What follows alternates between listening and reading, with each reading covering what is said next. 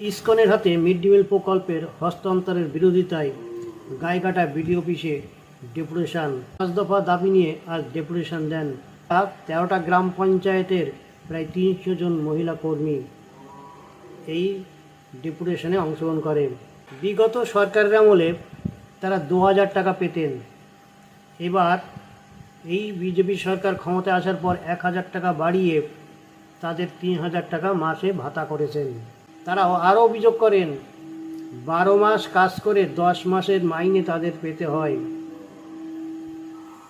তাদের দাবি দুর্গা পুজোর সময় অন্যান্য সরকারি কর্মচারীরা ভাতা পান, তাদের কোনো ভাতা দেওয়া হয় না।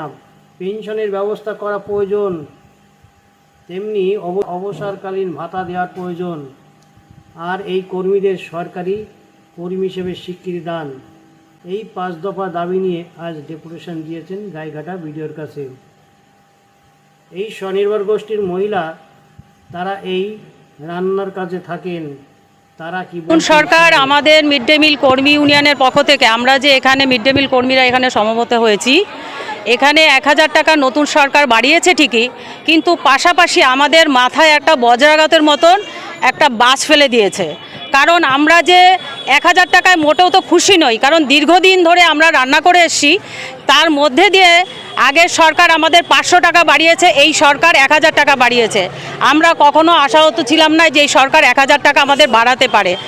দ্বিতীয়ত হচ্ছে তারা আমাদের এই বেতন বাড়িয়ে দিয়ে ইসকনের হাতে মানে তাদের রান্নাটা তুলে দিল। ইসকনের হাতে তুলে দিল মানে আমাদের একটা ভয় দাঁড়ালো যে আগামী ভবিষ্যতে আমরা এই রান্না থেকে হয়তো বিতাড়িত হব আস্তে আস্তে। আমরা সারা বাংলা মিড ডে মিল কর্মী ইউনিয়ন এআইইউটিউসি অনুমোদিত এই কর্মী ইউনিয়নের পক্ষ থেকে আজকে আমরা এখানে এসেছি এই কারণেই যে সরকার ঘোষণা করেছে, রাজ্য সরকার মুখ্যমন্ত্রী ঘোষণা করেছেন যে মিড ডে মিল প্রকল্পকে, যেটা কেন্দ্র এবং রাজ্য সরকারের যৌথ প্রকল্প, সেই প্রকল্পটাকে ইসকনের হাতে তুলে দিচ্ছে।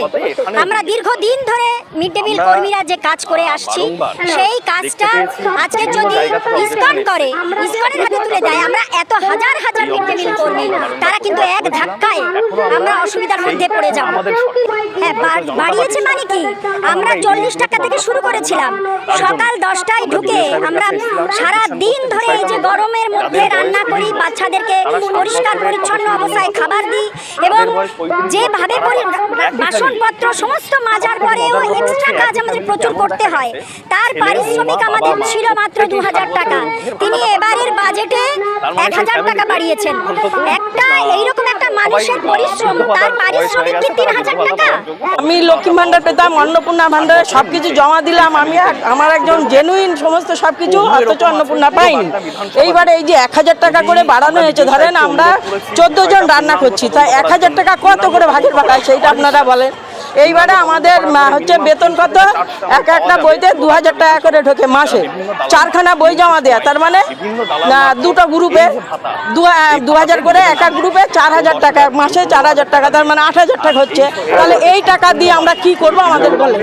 প্লাস এই যে একটা পুজো, মানুষের সবাই তো একটা আশা থাকে যে আমরা একটা বোনাস পাবো, কি আমাদের কিছু একটু বাড়তি দেবে, তা কোনো সময় দেয় না।